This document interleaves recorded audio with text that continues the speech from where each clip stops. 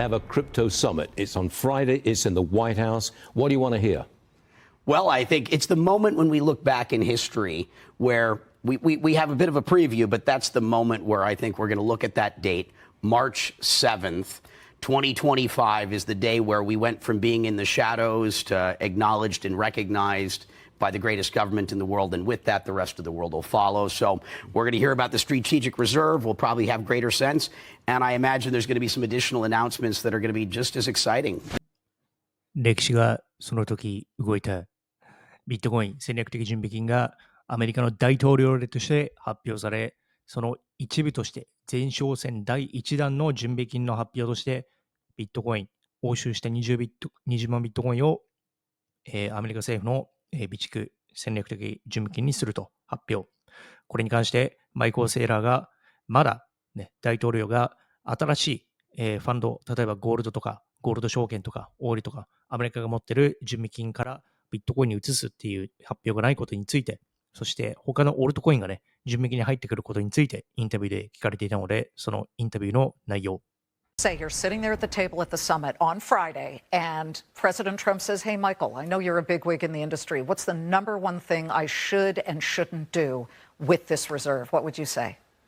I would say the number one thing is lay down clarity amongst digital assets, because there's a lot of conflict and confusion because people misdefine the terms currency, commodity, security, token.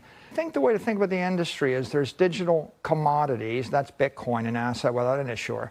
There's digital currencies like the stable coins. That's really important for US dollar supremacy in digital commerce. There are digital securities like tokenized stocks and bonds that will actually provide a capital efficiency and globalization for American securities. And then there are digital tokens, assets with issuers that provide digital utility that are very interesting and compelling. Their role is capital creation for the small and mid-sized companies that are blocked from the capital markets right now. I think that it's wise to capitalize a country or a company on a commodity, an asset without an issuer, something like a property. You could buy oil. Bitcoin is a commodity. I think that XRP is attached to a company, Ripple. I think that those are tokens, and we should have a regulatory framework to allow them to be issued, because but in the reserve? Should they be in the reserve? I think the emerging consensus in the industry is that Bitcoin should be the element in a strategic reserve over the long term for the country.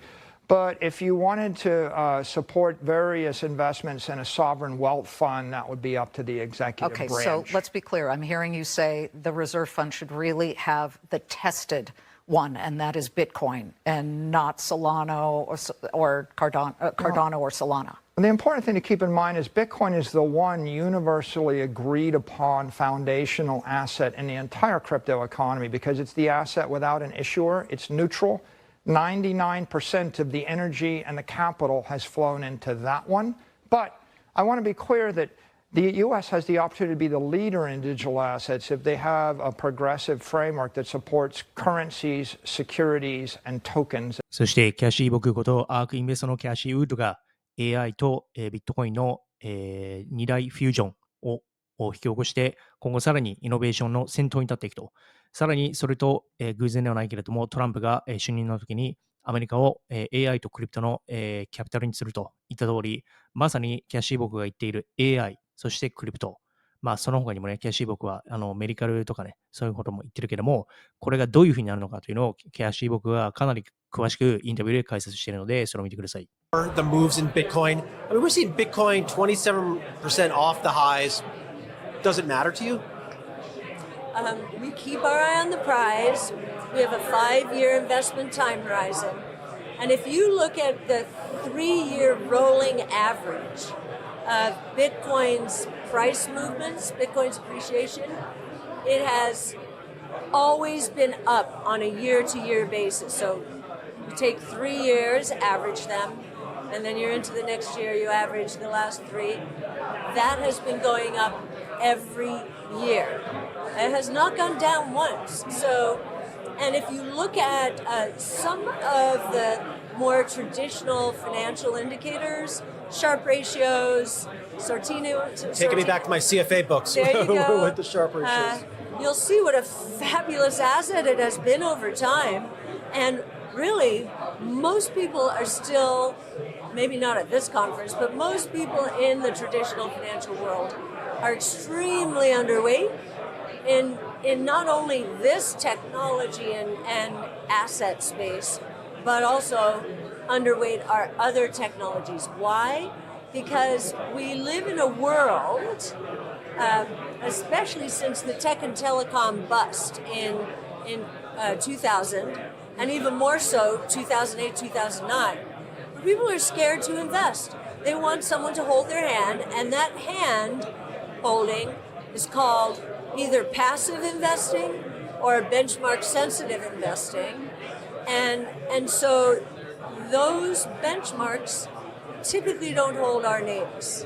We're looking to the future, not to the past. Still early on Bitcoin. What's next? Well, we feel we're early on the convergence among technologies idea, and the idea that the 5 major innovation platforms around which created our company, so robotics, energy storage, artificial intelligence, blockchain technology broadly, and multi-omic sequencing in the life science space.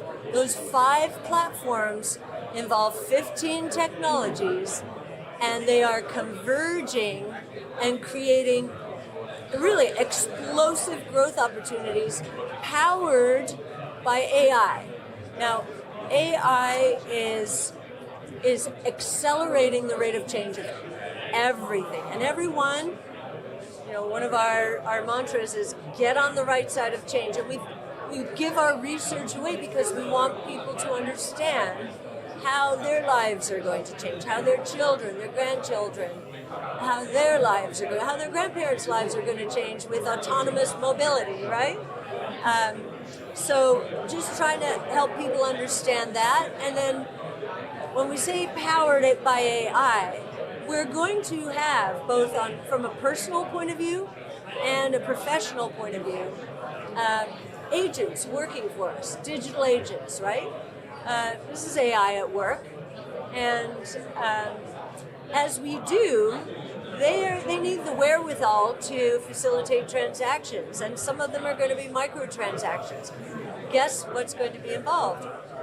Crypto assets of all shapes and forms. So we think Bitcoin has a very special place in the crypto asset world, and is going to be where most of the value in the crypto asset ecosystem is going to be derived.